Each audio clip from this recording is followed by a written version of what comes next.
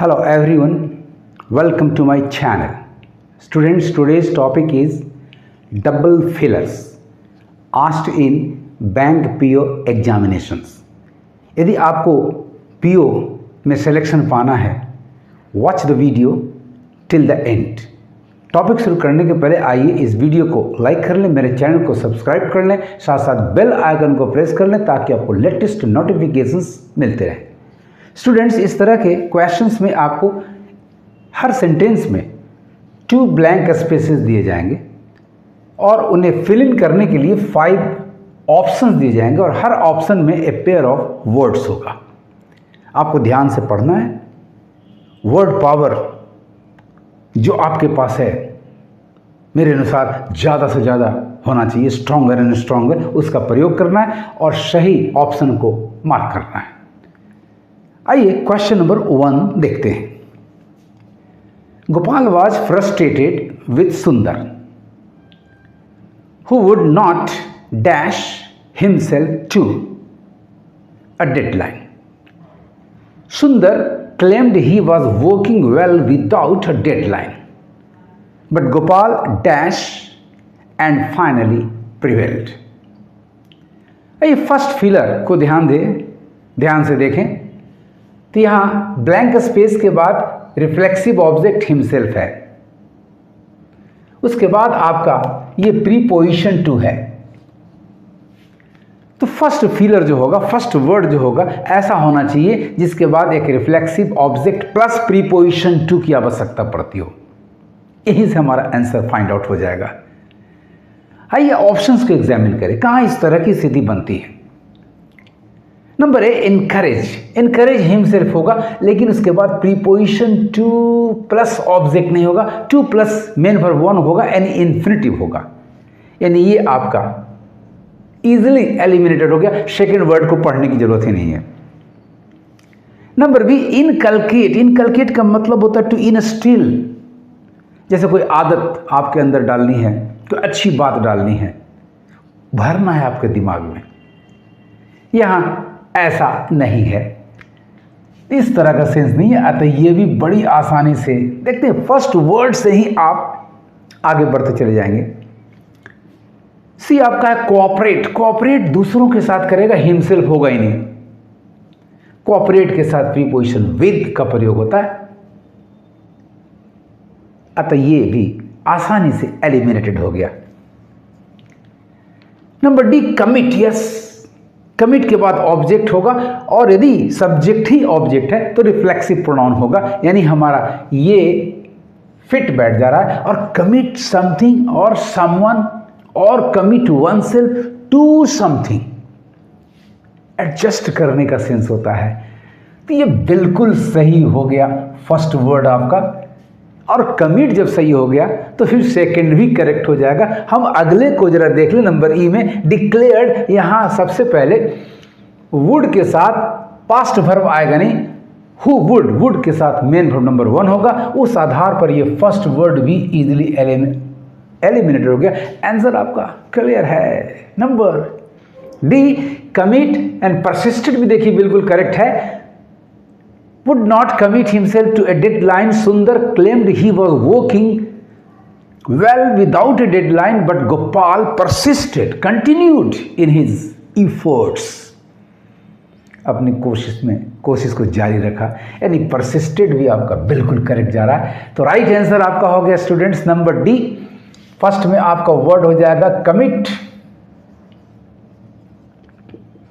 और would is followed by the first form of the verb commit himself to a deadline. Sundar claimed he was working well without a deadline, but Gopal persisted.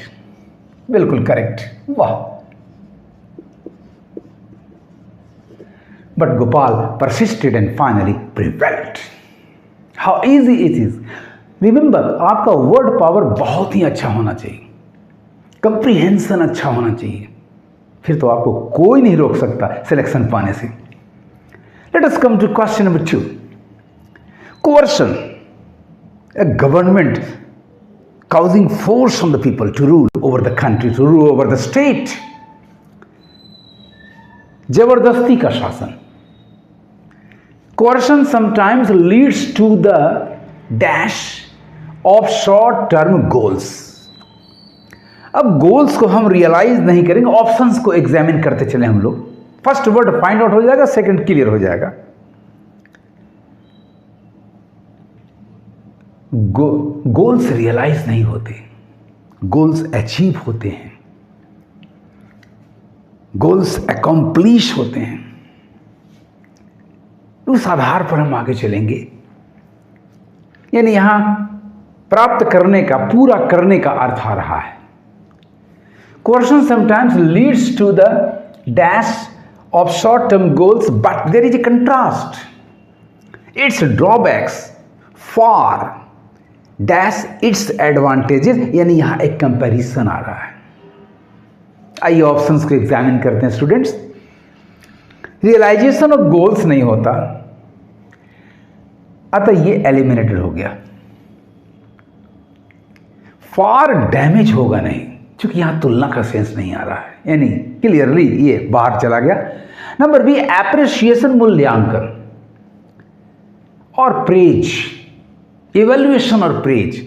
यहां पर evaluation या praise का अर्थ नहीं है, पर collate filter, बहुत बारीक पोरस फिल्टर पेपर से छन छन कर निकलना, सो ये भी एलिमिनेटेड हो गया। Accomplishment, yes, to the accomplishment of short term goals, ये करेक्ट जा रहा है। But its drawbacks far outweigh, yes, exceed in weight, importance, value. बिल्कुल सही जा रहा है students. No problem, no hindrance, mark it as your answer. Achievement correct, but crumble गलत है। फार क्रम्बल, ये कोई कंपैरिजन का सेंस नहीं दे रहा है, सो दिस इज एलिमिनेटेड। डेस्टिनेशन, यहां डेस्टिनेशन का अर्थ नहीं आ रहा, सो फर्स्ट वर्ड से ही ये बाहर चला गया। Magnify, to increase in size, so this is also eliminated. The right answer is 10 number C. First filler आपका होगा accomplishment.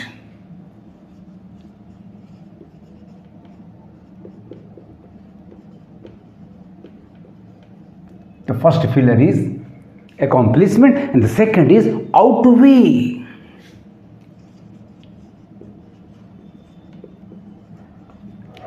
The sentence is now complete. Coercion sometimes leads to the accomplishment of short-term goals, but its drawbacks far outweigh its advantages. Question number 3. Professionals focus their dash on fulfilling their responsibilities and achieving results, not on dash a particular image. Focus डालना, hence the preposition on. Not on plus object चाहिए जो कि preposition है, a particular image. Image के लिए we use the word portray, चित्रित करना। एक वर्ड से काम आपका चलेगा स्टूडेंट्स। आप मेरे मेथड्स को फॉलो करो, word by word, letter by letter. आइए ऑप्शंस को एग्जामिन करें हम लोग।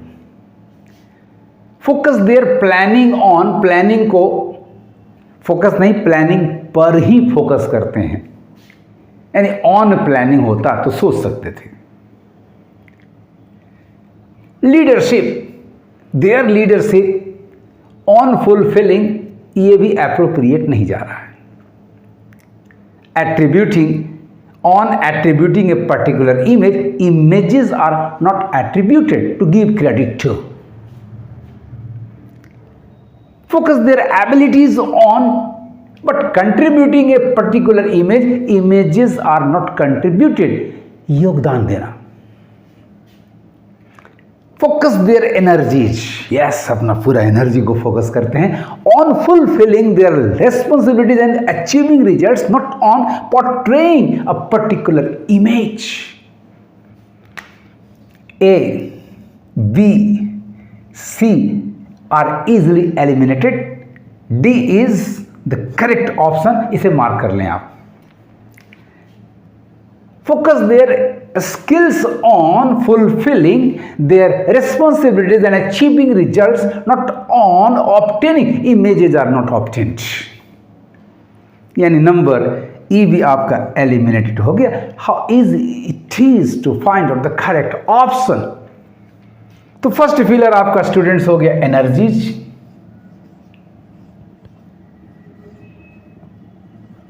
And the second one is portraying.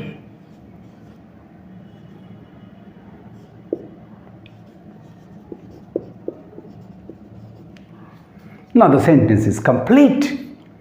Professionals focus their energies on fulfilling their responsibilities and achieving results, not on portraying a particular image. इस तरह से मेरे प्यारे स्टूडेंट्स, आप फिलर के इर्द गिर्द के शब्दों के आधार पर, प्रीपोजिशन के आधार पर, ऑब्जेक्ट के आधार पर पकड़ने का प्रयास करना है कि which one will be suitable, appropriate to complete the sentence, to fill in the blank spaces. आपको मेरा ये वीडियो कैसा लगा कमेंट करेंगे और ज़्यादा से ज़्यादा शेयर करेंगे. Thank you for watching my video.